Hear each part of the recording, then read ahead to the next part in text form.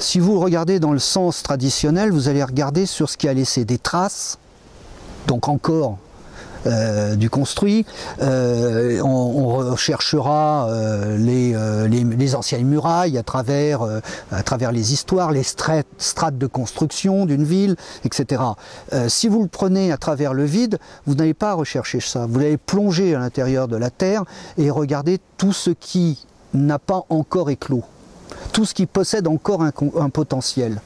Et souvent des choses qui ont disparu et que dans le projet, vous-même, vous allez simplement laisser réapparaître. Ce serait prétentieux de dire que vous allez les faire ressurgir, mais c'est tout simplement leur permettre de ressurgir dans l'aménagement que vous allez faire.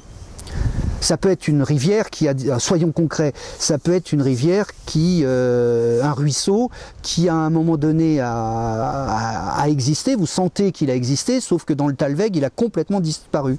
C'est-à-dire peut-être que 1000 ans ou 3 siècles ont fait qu'il a disparu à la fois dans les mémoires,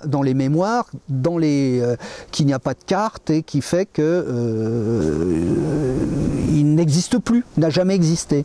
Et si peu à peu vous le sentez, là, après c'est une question, c'est un peu sourcier, quoi. Il faut sentir un peu où l'eau passe, mais c'est assez simple. L'eau laisse en règle générale beaucoup de repères pour dire qu'elle existe, qu'elle est là, qu'elle est pas loin. Très souvent, pas toujours, mais très souvent. Et donc dans un paysage comme ça, il suffira de rechercher effectivement les ponts, de se confirmer que par rapport à la conformation du sol, il y a eu quelque chose, et se donner les moyens dans le modelage que vous allez faire de récupérer les eaux qui vont descendre par les bassins versants et de leur redonner leur capacité à se retrouver, à se rejoindre et ces eaux à rejouer le ruisseau. Il vaut mieux croire que de toute façon la nature va bien faire les choses et remplacer ce qu'elle n'a pas laissé pousser, que vous aviez décidé. Mais c'est ça qui est important, c'est que vous décidiez quand même qu'il y a des endroits où il faut laisser cette végétation pousser d'elle-même et que c'est pas parce que les chênes sont morts qu'il faut s'obstiner à les replanter, mais que s'il y a un frêne qui est commencé à pousser à côté, c'est lui qu'il faut protéger et non pas l'arracher parce qu'il n'est pas un chêne. Vous voyez, il faut sortir de cette obsession de l'identité et de l'espèce pour laisser les choses pousser. Mais c'est vrai que je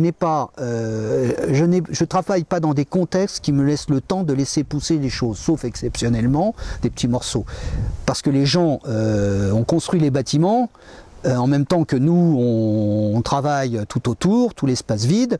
Les gens, quand ils ont emménagé, si vous faites des espaces autour, il faut qu'ils soient plantés. Il faut qu'ils soient plantés à l'emménagement. Ça, il n'y a rien à faire. Et puis après, bon, c'est vrai qu'il faut que cette végétation soit en adéquation relative avec ce que les gens espèrent voir. C'est un combat, parce que l'idée qu'on a d'une nature ou d'une végétation libre, elle n'est pas partagée par nos concitoyens.